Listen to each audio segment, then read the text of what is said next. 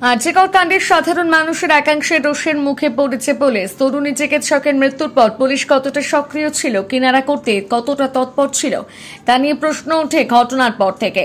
আর 14 August রাতে আর্যিকরে তাণ্ডবের পর সরাসরি পুলিশের বিরুদ্ধে স্লোগান উঠতে শুরু করে বিভিন্ন প্রতিবাদ মিছিলে। ডিসি সেন্ট্রাল ইন্দিরা মুখোপাধ্যায়কে রীতিমতন হুমকি দেওয়ার অভিযোগ ওঠে। আর্যিকরে চিকিৎসকদের মতো হাল হবে এমন হুমকি দেওয়া হয়েছে বলে অভিযোগ। তিলোত্তমার বাবা সরাসরি বলেন ইন্দিরা মুখোপাধ্যায় মিথ্যে কথা বলছেন। তারপরও ইন্দিরা মুখোপাধ্যায়কে প্রতিনিয়ত সংবাদ মাধ্যমের মুখোমুখি হতে দেখা যাচ্ছে। নির্যাতিতার গলায় চাপা দেওয়া চাদরের রং কি ছিল, সেমিনার রুমে কারা ছিলেন, এইসব উত্তর দিচ্ছেন ইন্দিরা। আর্যিকর কাণ্ডের আগে রাজভবনের ঘটনাতেও দায়িত্বে ছিলেন এই আইপিএস। সদ্য পুলিশ মেডেল পাওয়া এই অফিসারের উপরে কেন এত ভরসা, কি তার পরিচয় জানেন? 1985 সালের 29 ডিসেম্বর জন্ম হয় ইন্দিরা মুখোপাধ্যায়ের। কেরিয়ারের শুরুতে তথ্য প্রযুক্তি কর্মী ছিলেন তিনি। চাকরি করতেন টাটা কনসালটেন্সি সার্ভিসে। 2008 সালে যখন রিসেশনের মধ্যে বহু তথ্য প্রযুক্তি কর্মী চাকরি হারায়, তখন তিনি চাকরির নিরাপত্তার প্রয়োজনীয়তা অনুভব করেন। এরপর ইউপিএসসির জন্য প্রস্তুতি নিতে শুরু করেন এবং পরীক্ষা দেন। 2013 সালে পরীক্ষায় সফলভাবে উত্তীর্ণ হন।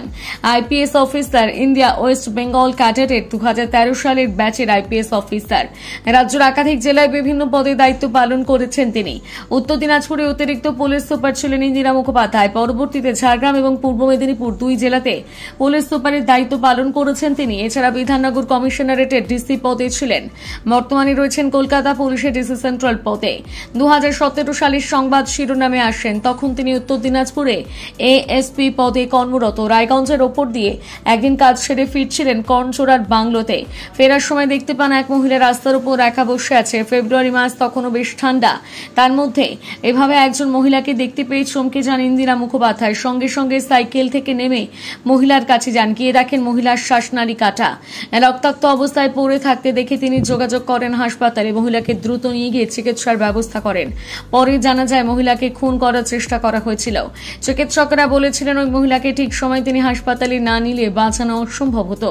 তারপর থেকে ইন্দিরা মুখোপাধ্যায়কে ভগবানের চোখে দেখতেন রায়গঞ্জের মানুষ। চলতি বছরের ঘটনা, রাজভবনে শ্লীলতাহানির অভিযোগ তুলেছিলেন এক মহিলা।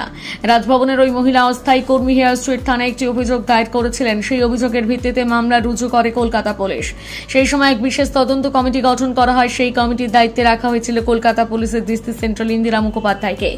রাজ্যপাল সিভি আনন্দ বোস সেই সময় আইপিএস ইন্দিরার বিরুদ্ধে কেন্দ্রের কাছে নালিশ করেছিলেন। তার অভিযোগ, রাজ্যপালের নামে যে গুজব ছড়ানো হচ্ছে তাতে উৎসাহ দিচ্ছে আইপিএস অফিসার। রাজ্যপালের পদকে কলঙ্কিত করার চেষ্টা করছে। শুধু কেন্দ্রীয় নয়, রাজ্য সরকারের কাছে অভিযোগ জানিয়েছিলেন রাজ্যপাল। কেন্দ্রীয় স্বরাষ্ট্র মন্ত্রকের তরফে জানানো হয়েছিল কেন্দ্র সরকারি আইপিএস এর বিরুদ্ধে ব্যবস্থা নিতে পারে না, সংশ্লিষ্ট রাজ্য সরকারের এই বিষয়ে ব্যবস্থা নিতে হবে। এর ফলে এক্স মাধ্যমে তিনি জানাতে চেয়েছিলেন DC central Indira Mukhopadhyay police commissioner Vineet গোয়েলের বিরুদ্ধে কি ব্যবস্থা নেওয়া হলো। ব্যবস্থাতে দূরের কথা, সম্প্রতি পুরস্কৃত হন আইপিএস ইন্দিরা মুখোপাধ্যায়। চলতি বছরের স্বাধীনতা দিবসের 4 জন আইপিএস অফিসারকে পুলিশ মেডেলের জন্য বেছে নেওয়া হয়। কর্মদক্ষতার জন্য সেই তালিকায় জায়গা পান ইন্দিরা মুখোপাধ্যায়। প্রশ্ন ওঠে, রাজ্যপালের রোষের মুখে পড়লেন যিনি, সেই আইপিএস কে পুরস্কার দিয়ে কোন বার্তা দিতে চাইছে রাজ্য?